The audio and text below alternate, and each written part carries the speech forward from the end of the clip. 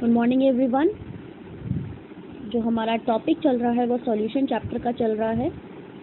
आज हम vapour pressure पढ़ेंगे ऑफ लिक्विड सॉल्यूशन के अंदर, और इसमें जो टॉपिक है जो बहुत इम्पॉर्टेंट है that is the Raoult's law. Rawls law liquid solution की बात करता है। इसमें जो दोनों लिक्विड्स कंसिडर करे हैं वो वॉलेटाइल कंसिडर करे हैं, वो जो इजीली इवेपोरेट हो जाएं। फाइन। तो रॉल्स ने बोला कि सॉल्यूशन के अंदर अगर हम एक सॉल्यूशन ले और सॉल्यूशन में दो लिक्विड्स हैं, सपोज ए एंड बी, दो कंपोनेंट है, ये भी लिक्विड है ये भी लिक्विड है, दो लिक्विड्स हैं, दोनों ही वॉलेटाइल है। तो हर एक लिक्विड का जो पार्शियल वेपर प्रेशर है, मीन्स ए और बी दोनों का अलग मैं कंसिडर करूँ कि इसका पार्शियल प्रेशर पी ए होगा और इसका पार्शियल प्रेशर पी बी होगा। तो दोनों का जो हर एक कंपोनेंट का जो पार्शियल वेपर प्रेशर है सॉल्यूशन के अंदर वो डायरेक्टली प्रोपोर्शनल होगा उसके मोल फ्रैक्शन के। ओके, यानी कि जितना ज़्यादा मोल फ्रैक्शन रहेगा एक सॉल्यूशन के अंदर लिक्विड का, उतनी ही ज़्यादा उसका पार्शियल वेपर प्रेशर होगा। That is the law given by the Raoul's. So Raoult said basically the partial pressure of each component in a solution is directly proportional to its mole fraction. So if I consider for the two, it means अगर मैं component A की बात करूँ, for component A the partial pressure is directly proportional to the mole fraction of A. इसको हम A लिख लेते हैं। तो अगर मैं इस प्रोपोर्शनलिटी साइन को हटाऊँ तो यहाँ पे प्रेशर आएगा जिसको हम P नॉट से डिनोट करेंगे। This P naught means the partial pressure or the pressure of a liquid in pure state. This is the pressure in pure state. P naught जो है A का ही प्रेशर है pure state का, means जब हमने A liquid को किसी दूसरे लिक्विड में मिक्स नहीं किया, वो एज इट इज़ अलग बीकर में पड़ा है। फॉर एग्जाम्पल अगर मैंने ये एक बीकर लिया, इसमें सिर्फ A लिक्विड है, दूसरा बीकर लिया इसमें B लिक्विड है, उसके बाद मैंने एक बीकर लिया जिसमें A प्लस B है। अब ये जो P नॉट प्रेशर है ये इस बीकर का प्रेशर है, और जो ये PA प्रेशर है ये A का प्रेशर तब है जब A आपका सॉल्यूशन के अंदर चला गया। तो ये चीज़ आप ध्यान से क्लियर कर लेना, ये चीज़ कि जो P नॉट है ये प्योर स्टेट का प्रेशर है, ए कंपोनेंट का प्योर स्टेट जब वो मिक्स नहीं है सॉल्यूशन में या किसी और के साथ मिक्स नहीं है। और जो PA प्रेशर है ये वो प्रेशर है जब A ने किसी के साथ सॉल्यूशन बना लिया या दो या किसी और कंपोनेंट के साथ ये सॉल्यूशन बना रहा है, तब जो A का प्रेशर काउंट होगा वो PA के फॉर्म में होगा, और PA नॉट तब काउंट होगा जब आपका A जो है सॉल्यूशन में नहीं है, यानी कि सेपरेट है B से। जब B में मिक्स है तो ये PA कहलाएगा, जब B से मिक्स नहीं है ये सेपरेट है, PA नॉट कहलाएगा। Similarly for component B component के लिए प्रेशर क्या होगा, PA is equals to PB naught XB। अब again this PB is the pressure of B when it is in the pure state, and this is the PB, and this PB is the pressure of B component when it is present in the solution. So again इस चीज़ को clear कर लेना कि ये जो partial pressure है A का ये तब है जब सॉल्यूशन में है, जो पार्शियल प्रेशर है B का तब जब वो सॉल्यूशन में है, और जहाँ पे नॉट लगा है वो प्रेशर ऑन लिक्विड्स का जब वो इंडिविजुअल प्रेजेंट है, प्योर स्टेट में प्रेजेंट है।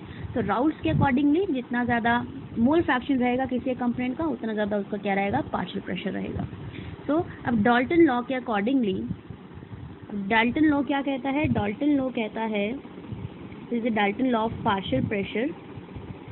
इट सेज कि जो टोटल प्रेशर होता है आपका वो सम ऑफ द पार्शियल प्रेशर रहता है, जितना भी होगा। अब हमने दो कंपोनेंट्स कंसिडर करे हैं A और B, तो टोटल प्रेशर जो रहेगा सॉल्यूशन का, तो सॉल्यूशन का जो टोटल प्रेशर है किसका है, सॉल्यूशन का, वो क्या रहेगा जब आप A और B दोनों के प्रेशर को ऐड कर देंगे। तो P और PB को मैं ऐड कर देती हूँ। तो PA आपका अभी हमने क्या निकाला था, XA P naught A plus XB P naught B, that is equals to total pressure P और दी P टोटल। फाइन। तो हम एक काम करते हैं, हम इस XA को लिख सकते हैं 1 minus XB, yes we can write 1 minus XB PA not plus XB PB naught, that is equals to P total. आप इन टर्म्स को जब शफल करेंगे PA नॉट और PB नॉट को, तो आपको वैल्यू आएगी PA नॉट, मैं ज़रा अलग कर देती हूँ, minus PA naught XB plus XB PB not. आप इसमें से XB जब कॉमन लेंगे तो आपका जो वैल्यू रहेगी वो ये रहेगी PA नॉट, स्मॉल p है, PA not plus PB naught minus PA naught XB, that is equals to P total. तो ये आपका पी टोटल आया या टोटल प्रेशर आया, जिसकी वैल्यू है PA not plus bracket PB naught minus PA naught mole fraction B, that is equals to P total. This is the P total. अब एक कंक्लूजन, हम इस इक्वेशन से कंक्लूजन ये निकाल सकते हैं कि आपका जो टोटल वेपर प्रेशर है ओवर द सॉल्यूशन, उसको हम किसी भी एक कंपोनेंट के मोल फ्रैक्शन से रिलेट कर सकते हैं। यानी कि जो मेरा टोटल वेपर प्रेशर है वो मेरा किससे रिलेट हो रहा है, XB से। यानी कि मैं इसे XA से भी रिलेट करा सकती थी। अगर मैं XB को 1 माइनस X से खोल देती तो ये XA से रिलेट हो जाता। क्योंकि मैंने यहाँ पे XA को B के फॉर्म में, मीन्स मैंने मोल फ्रैक्शंस को सब B के फॉर्म में खोल दिया है। तो यानी कि अब ये जो टोटल वेपर प्रेशर है ये किस पे डिपेंड कर रहा है, इससे रिलेट हो रहा है ये B के कंपोनेंट से, B के मोल फ्रैक्शन से। तो ये इट मीन्स जो total vapour pressure over the solution it can be related to the mole fraction of any of one component. अब सेकंड इसका कंक्लूजन ये है कि जो टोटल वेपर प्रेशर है सॉल्यूशन के ऊपर वो B मोल फ्रैक्शन के साथ लीनियरली वेरी करेगा। यानी कि अगर मैं P टोटल और XB का ग्राफ बनाऊंगी तो ग्राफ मेरा कैसा होगा, लीनियर आएगा, क्योंकि ये प्रोपोर्शनल है, इसके प्रोपोर्शनल है। तो इट मीन्स जो ग्राफ इसका होगा वो कैसा होगा, लीनियर होगा। अब कह रहा है कि depending upon the vapour pressure of pure components 1 and 2, अगर मैं दोनों के ही वेपर प्रेशर 1 और 2 को कंसिडर करूं तो जो टोटल वेपर प्रेशर है सॉल्यूशन का वो कंपोनेंट 1 पे भी डिपेंड करता है और कंपोनेंट 2 पे भी डिपेंड करता था। आई सेड कि जो टोटल प्रेशर है वो A पे भी डिपेंड कर रहा है और B कंपोनेंट पे भी डिपेंड कर रहा है। कैसे? क्योंकि P टोटल को हम देख रहे हैं कि वो XB मोल फ्रैक्शन B पे डिपेंड कर रहा है। अगर मैं इस इक्वेशन में XB को खोल देती 1 माइनस X से, तो टोटल P जो है आपका XA पे डिपेंड कर जाता। यानी कि आपका जो टोटल वेपर प्रेशर है वो A कंपोनेंट पे भी डिपेंड करता है और B कंपोनेंट पे भी डिपेंड करता है। बट टोटल वेपर प्रेशर अब वो मोल फ्रैक्शन 1 कंपोनेंट की वजह से डिक्रीज भी कर सकता है और इंक्रीज भी कर सकता है। वो डिपेंड करता है आपके कंपोनेंट पे कि उसका मोल फ्रैक्शन कैसा है। फाइन। तो ये थोड़ा सा राउट्स के बारे में है जो इससे इक्वेशन दी है। इसके ऊपर कई बार कंक्लूजन पूछ लिए जाते हैं कि आपने इस इक्वेशन से क्या कंक्लूजन ड्रॉ की। तो पहला कंक्लूजन ये है कि आपका जो P टोटल है वो दोनों ही कंपोनेंट पे डिपेंड करता है, वो XA पे भी डिपेंड करता है और वो मोल फ्रैक्शन ऑफ B पे भी डिपेंड करता है, दोनों पे डिपेंड। मीन्स हम P टोटल को दोनों में से किसी से भी रिलेट कर सकते हैं, इधर A और इधर B। और जो टोटल वेपर प्रेशर है ये लीनियरली वेरी करता है मोल फ्रैक्शन ऑफ कंपोनेंट B के साथ, या कंपोनेंट 1 बोलो 2 बोलो या A और B जो भी आप ले सकते हैं। तो टोटल वेपर प्रेशर जो है ये B कंपोनेंट के साथ लीनियरली वेरी करता है। यानी कि जब आप ग्राफ प्लॉट करेंगे तो ये कैसा आएगा, स्ट्रेट लाइन आएगा। फाइन, क्योंकि इक्वेशन में जो है दोनों का जो रिलेशन है वो प्रोपोर्शनल है।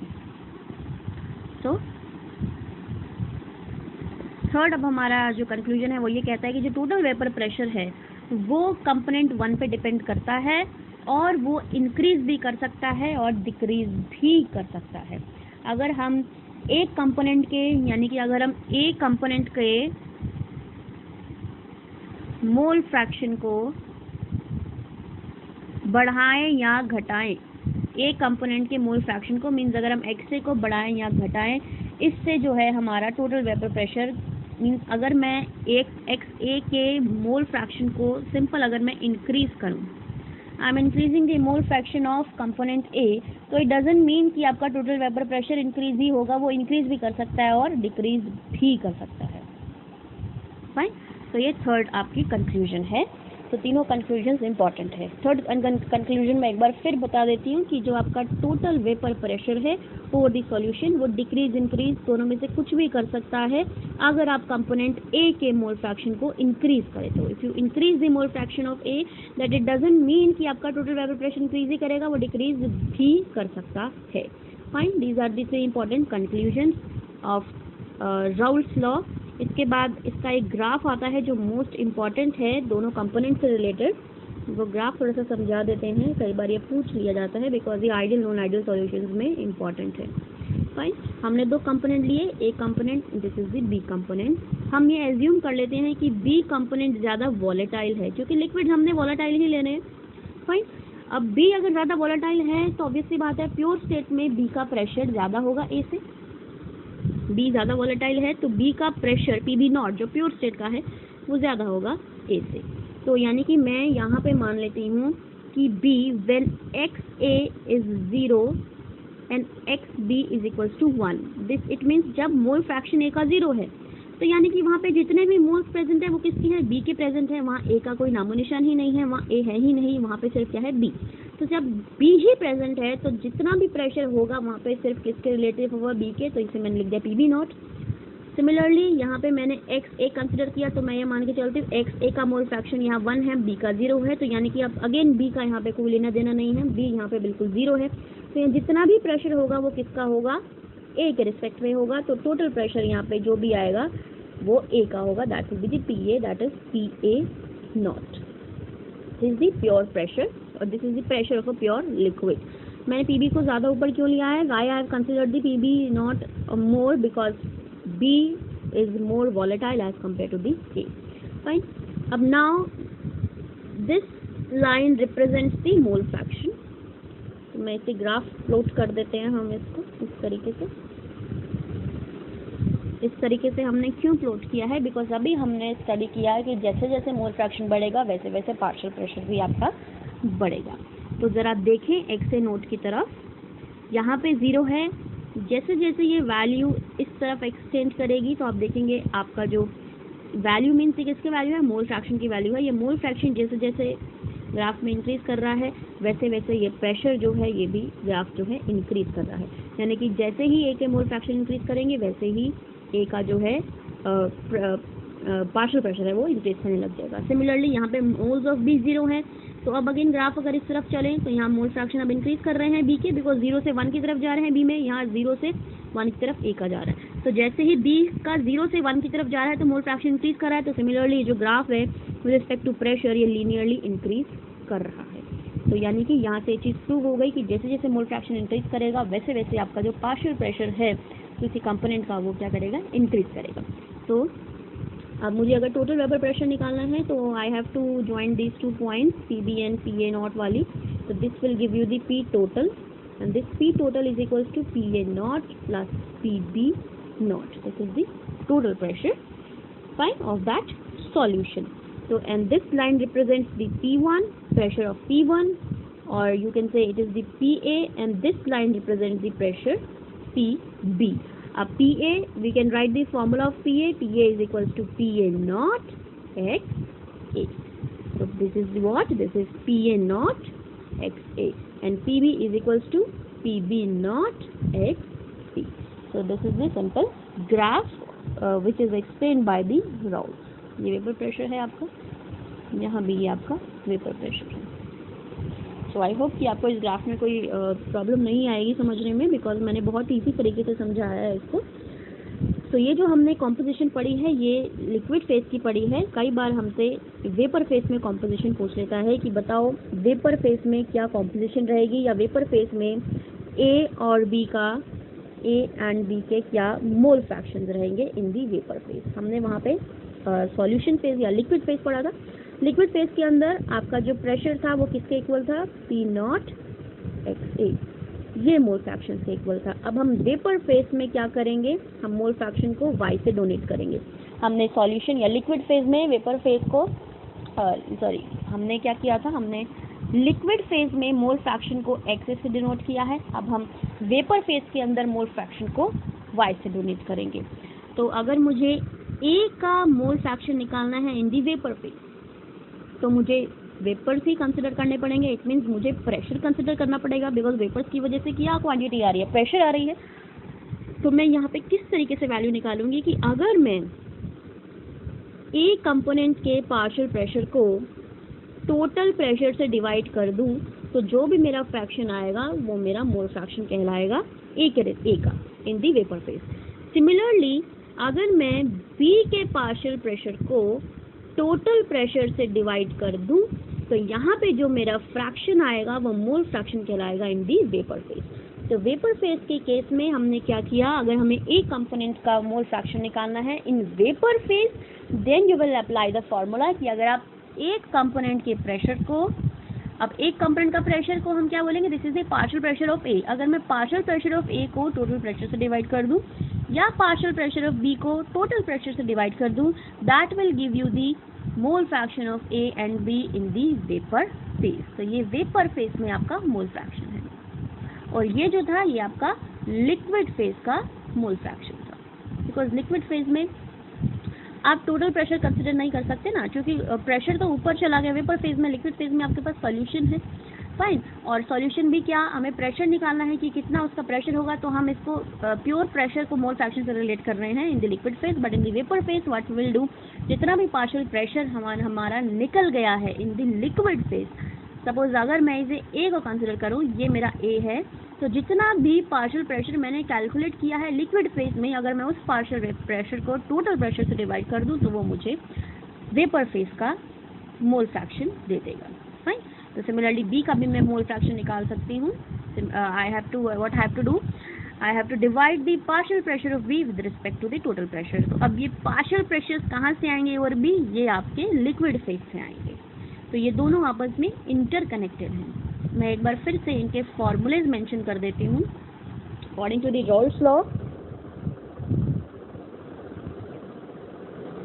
जो आपका पार्शियल प्रेशर है in a solution of any of the components, suppose if I say component A, so partial pressure of component A in a solution is equals to the pressure of A in liquid state, ये partial नहीं है, pressure है, simple उसको pressure of A in liquid state multiply mole fraction of A, ये Raoult's law का है law, fine.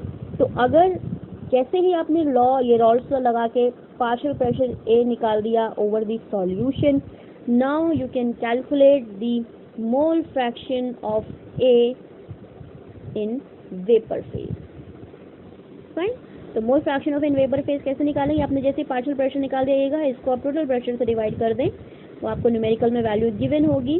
तो ये इसको जैसे ही डिवाइड करेंगे यहाँ से आपको वाई ए आ जाएगा, this is the mole fraction of A in the vapour phase, fine. तो these formulas are interconnected. अब टोटल प्रेशर क्या होगा, टोटल प्रेशर सपोज दो कंपोनेंट है, पी और पीबी का pressure, that is P total. आप इसको भी और खोल सकते हैं इजी करने के लिए, ये हो जाएगा P not A X A plus P not B X B, that is equals to P total. So these are the important formulas in this topic. So next topic I will be discussing in the next video.